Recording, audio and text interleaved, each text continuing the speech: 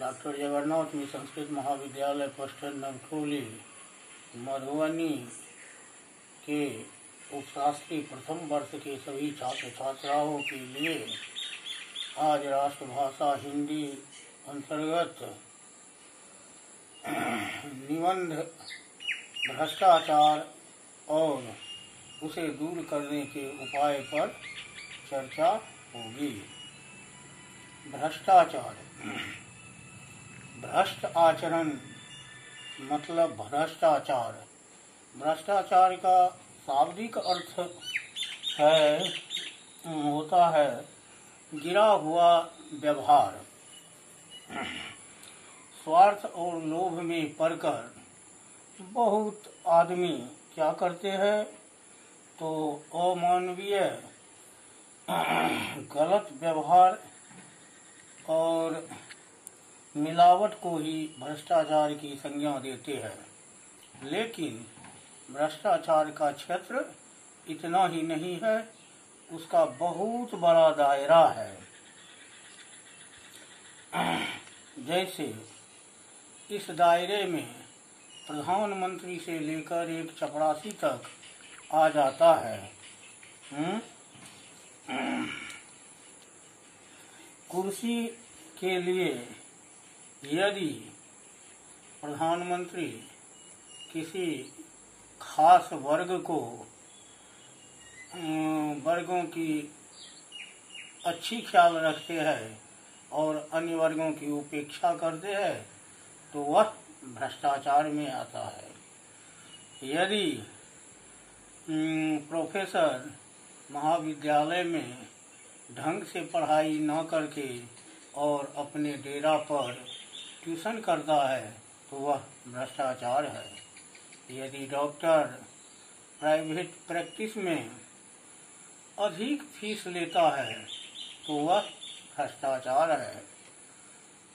बच्चा के जन्म से ही लिया जाए, यदि गरीब का बच्चा अस्पताल में दाखिला के लिए जाता है तो उन्हें दाखिला आसानी से नहीं मिलती है, लेकिन वहीं यदि अमीर का बच्चा जाता है तो उसे आसानी से दाखिला मिल जाती है।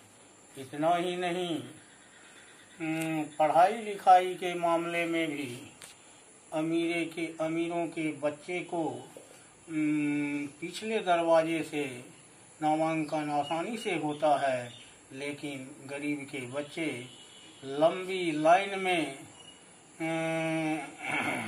धक्का खाते रहते हैं। यह सब भ्रष्टाचार का ही मूल कारण है। शिक्षक यदि छात्र को नकल करवाता है, छात्र यदि नकल करके पास होते हैं, डिग्रियां लेते हैं तो वह भ्रष्टाचार ही कहलाता है। इतना ही नहीं, यदि दुकानदार मिलावट करता है तो वह भ्रष्टाचार हुआ। भ्रष्टाचार हर एक जगह व्याप्त है। यदि चपरासी ऑफिस में काम न करके सो जाता है तो वह भी भ्रष्टाचार हुआ। सरकारी ऑफिस में पैसे वसूलने के लिए वाजिब पैसा न वसूल करके बीच में भी वसूला जाता है अपनी पगार के लिए तो वह भ्रष्टाचार है। भ्रष्ट आचरण ही भ्रष्टाचार कहलाता है। जब अमानवीय व्यवहार इसे कहा जाता है। भारत में आज सर्वत्र भ्रष्टाचार व्याप्त है। भ्रष्टाचार का बोलबाला है। जीवन का कोई ऐसा क्षेत्र नहीं जहाँ भ्रष्टाचार नहीं होता है। इतना ही नहीं, दवाइयों के इंजेक्शन में दूषित पानी भरा रहता है जो आदमी को बीमार कर देता है। बीमार ही नहीं करता वह जान लेकर ही छोड़ता है। जो रोगी की जान लेकर छोड़ता है। खाद्य पदार्थों में इतना घोटाला है कि बाजार की वस्तुओं पर से आम जनता की विश्वास उठ गया है। हल्दी में पीला रंग, चाय में गोबर और काली मिर्च में पपीते के बीज, दूध में पानी, ये सब भ्रष्टाचार का प्रमाण है। कई बार अखबारों में खबरें आती है कि बारात भोजन करके बीमार पड़ गया। यह क्या हुआ? मिठाइयों खाने से हुआ। मिठाई दूषित था, इसीलिए हुआ। कच्चा शराब पीने से मर गया। हर एक जगह भ्रष्टाचार है। बाबुओं के दफ्तर में गाड़ियां तब चलती है जब भ्रष्टाचार पैसे वाला उसमें पेट्रोल भरा हो।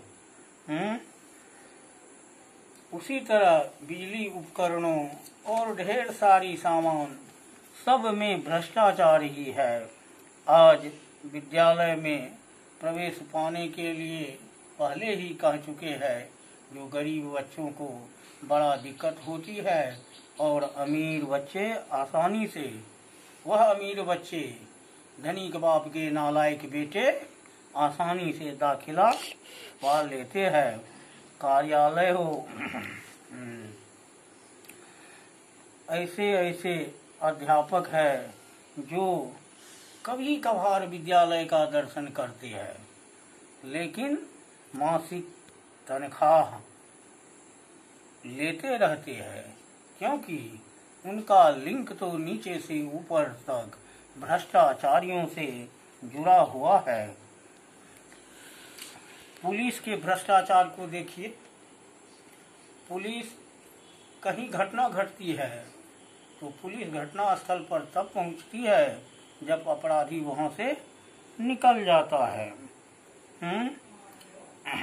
सबसे अधिक भ्रष्टाचारी तो राजनेता है, जिसने देश को बेसियालय बनाकर रख दिया है।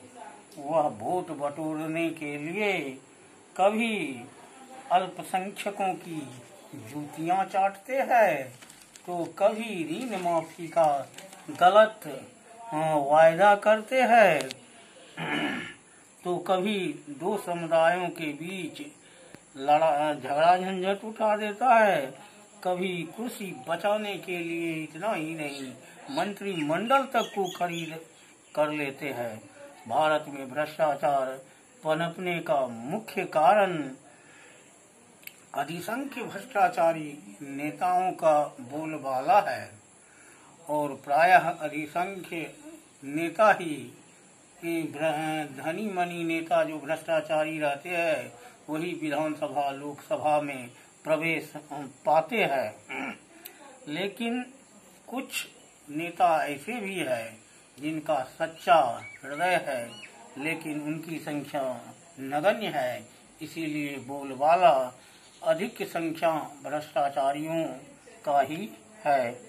भ्रष्टाचार तभी दूर हो सकता है जब समाज के सभी वर्ग मिलकर उसका पर्दाफाश करने का संकल्प ले, और यह संकल्प युवा शक्ति से संपन्न होता है। युवा शक्ति को सहायता के लिए इसके पीछे आना चाहिए। किनको? पत्रकार को, लेखक को, मीडिया कर्मी को, छात्र, शिक्षक, अभिभावक, साहित्यकार, कलाकार, सबके सब एकजुट होकर जब उन युवा वर्ग को प्रोत्साहित करेंगे, उसमें सच्चा आचरण आएगा, तभी भ्रष्टाचार दूर हो सकता है। और ढेर सारी कारण भ्रष्टाचार के हैं, जिस पर आगे के क्लास में विचार होगा।